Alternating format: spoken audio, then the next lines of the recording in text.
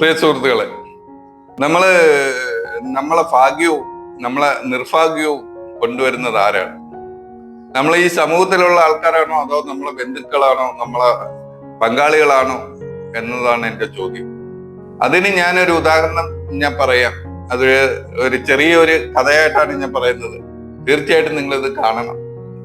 നമ്മൾ രണ്ടുപേരെ എടുത്തു കഴിഞ്ഞു കഴിഞ്ഞാൽ രണ്ടുപേർക്കും ഗവൺമെന്റ് ജോബോ അല്ലെന്നുണ്ടെങ്കിൽ പ്രൈവറ്റ് എന്തെങ്കിലും ജോബോ അല്ലെങ്കിൽ ബിസിനസ് പരമായിട്ട് എന്തെങ്കിലും ജോബോ ആയിരിക്കും. തീർച്ചയായിട്ടും ഇവര് രണ്ടുപേർക്കും ഒരേ രീതിയിൽ 24 മണിക്കൂറാണ് ഒരു ദിവസം തരുന്നത്. പക്ഷെ ഇവര് ഉറങ്ങുന്ന ടൈമുകൾ വ്യത്യസ്തമായിരിക്കും. പക്ഷെ ഇവര് ഉറക്കമുണീക്കാൻ പലപ്പോഴും ഒരാള് ചിലപ്പോൾ അലാറം വെച്ചായിരിക്കും ഉറക്കമുണീക്കുന്നത്, ഒരാള് അല്ലാതെ ഓട്ടോമാറ്റിക് ആയിട്ട് ഉറക്കമുണീക്കും. പണ്ടൊക്കെ എന്ന് പറഞ്ഞു കഴിഞ്ഞാൽ ടൈം പീസിനകത്തൊക്കെയാണ് അലാറം വെക്കുന്നത്. ഇപ്പൊ മൊബൈൽ ഫോണിനകത്താണ് അലാറം വെക്കുന്നത്. ഈ മൊബൈൽ ഫോണിനകത്ത് അലാറം വെക്കുന്ന ആള് പെട്ടെന്ന് മൊബൈൽ ഫോൺ അലാറം അടിക്കുകയും ചിലപ്പോൾ ആ അലാറത്തിനോട് തന്നെ നമുക്കൊരു ദേഷ്യം തോന്നിയായിരിക്കും ചിലപ്പോൾ നമ്മൾ ആ അലാറം എടുത്ത് ഓഫ് ചെയ്യുന്നത്. അലാറം എടുത്ത് ഓഫ് ചെയ്ത കൂട്ടത്തിൽ തന്നെ നമ്മൾ പെട്ടെന്ന് ആ മൊബൈലിനകത്ത് ചെക്ക് ചെയ്യും, നമുക്ക് ആരെങ്കിലും മെസ്സേജ് അയച്ചിട്ടുണ്ടോ, നമ്മളെ ആരെങ്കിലും വിളിച്ചിട്ടുണ്ടോ എന്നൊക്കെ. അത് കഴിഞ്ഞിട്ട് തീർച്ചയായിട്ടും പിന്നീട് ചെയ്യുന്ന പ്രവൃത്തി എന്ന് പറഞ്ഞു കഴിഞ്ഞാൽ യൂട്യൂബിനകത്ത് അല്ലെന്നുണ്ടെങ്കിൽ ഫേസ്ബുക്കിനകത്തോ അല്ലെന്നുണ്ടെങ്കിൽ ഇൻസ്റ്റാഗ്രാമിനകത്തോ ഒക്കെ കയറി നമ്മൾ മോശപ്പെട്ട വാർത്തകളും കാര്യങ്ങളും ഒക്കെ നമ്മൾ കാണും.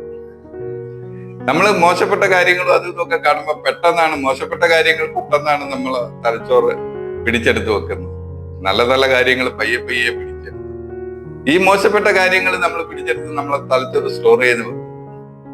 നമ്മൾ അങ്ങനെ കണ്ടുകൊണ്ട് രസിച്ച് ഇങ്ങനെ ഇരിക്കുമ്പോഴത്തേക്ക് നമ്മളെ ടൈമുകൾ ഇങ്ങനെ പോയിക്കൊണ്ടേയിരിക്കുക. ഈ ടൈമുകൾ പോയിക്കൊണ്ടിരിക്കുമ്പോഴത്തേക്കാണ് അയാൾക്ക് പെട്ടെന്ന് അയാളുടെ മനസ്സിൽ ചിന്ത വരുന്നത്, എനിക്ക് ഓഫീസിൽ പോകണമല്ലോ, ഓഫീസിൽ പോകാൻ ടൈമാകും. പെട്ടെന്ന് അയാൾ ചാടി എണ്ണീറ്റ് അയാൾ ധൃതിയിൽ അയാൾക്കുള്ള പ്രഭാത കർമ്മങ്ങളും കാര്യങ്ങളൊക്കെ ചെയ്യും. ഈ പ്രഭാത കർമ്മങ്ങളും കാര്യങ്ങളൊക്കെ ചെയ്യുമ്പോഴത്തേക്ക് അയാൾ എല്ലാം തിടുക്കപ്പെട്ടാണ് ചെയ്യുന്നത്. അതുകൊണ്ട് പകുതി കൂടുതലും അത് ശരിയാവാതെ പിന്നീട് പെട്ടെന്ന് കഴിച്ചിട്ട് രാവിലത്തെ ആഹാരം പെട്ടെന്ന് കഴിച്ചിട്ട് പെട്ടെന്ന് അയാള് ഒന്നേ അയാൾക്കുള്ള സ്വന്തം വാഹനത്തിലോ അല്ലെന്നുണ്ടെങ്കിൽ പ്രൈവറ്റ് വാഹനങ്ങളിലോ യാത്ര തിരിക്കുന്ന സമയത്ത് ചിലപ്പം റോഡുകളാണ്, ബ്ലോക്കുകളാണ്, അല്ലെങ്കിൽ ചിലപ്പം ചില പാർട്ടികൾ എന്തെങ്കിലും അല്ലെങ്കിൽ വേറെ എന്തെങ്കിലും പ്രശ്നങ്ങൾ കൊണ്ട് റോഡ് ബ്ലോക്കുകളാണ്. പെട്ടെന്ന് അയാൾക്ക് ദേഷ്യം വന്നിട്ട് പെട്ടെന്ന് അയാൾ എന്തെങ്കിലുമൊക്കെ പിറുപിറുക്കുകയും ചിലപ്പം മറ്റുള്ളവരോട് ചീത്ത വിളിക്കുകയും ദേഷ്യപ്പെടുകയും ചെയ്യും. ഇതൊക്കെ കഴിഞ്ഞ് അയാൾ ഓഫീസിൽ ചെല്ലുമ്പോൾ യഥാർത്ഥത്തിൽ എന്ന് പറഞ്ഞു കഴിഞ്ഞാൽ ടൈമുകൾ കഴിഞ്ഞു പോകും, ഓഫീസ് ടൈം കഴിഞ്ഞു പോകും. അയാൾ അവിടെ ചെല്ലുമ്പോഴത്തേക്ക് അയാളെ മേലുദ്യോഗസ്ഥൻ അല്ലെങ്കിൽ അയാളെ മുതലാളി അയാളെ വഴക്ക് പറയും, ഇത്രയും താമസിച്ചതെന്നാണ്. തീർച്ചയായിട്ടും ഈ വഴക്കും കെട്ടുകൊണ്ടാണ് അയാൾ അന്നത്തെ ജോലി തുടങ്ങുന്നത്. ആ ജോലി തുടങ്ങുമ്പോൾ തന്നെ എന്തെങ്കിലുമൊക്കെ മിസ്റ്റേക്കുകൾ അയാൾക്ക് ഉണ്ടാവും. കാര്യം അയാളെ മനസ്സ് ശരിയല്ല. അതുകൊണ്ട് അയാൾക്ക് എന്തെങ്കിലുമൊക്കെ മിസ്റ്റേക്കുകൾ അയാൾക്ക് ഉണ്ടായിക്കൊണ്ടേയിരിക്കും. തീർച്ചയായിട്ടും ഇത് അയാൾക്ക് ജോലിയെല്ലാം കഴിഞ്ഞ് അയാള് വീട്ടിലേക്ക് വരുന്ന സമയത്ത് തന്നെ അയാൾ ചിന്തിക്കും, ഇന്നത്തെ ദിവസം ഒരു മോശപ്പെട്ട ദിവസമാണ്, നല്ല ദിവസങ്ങളല്ല.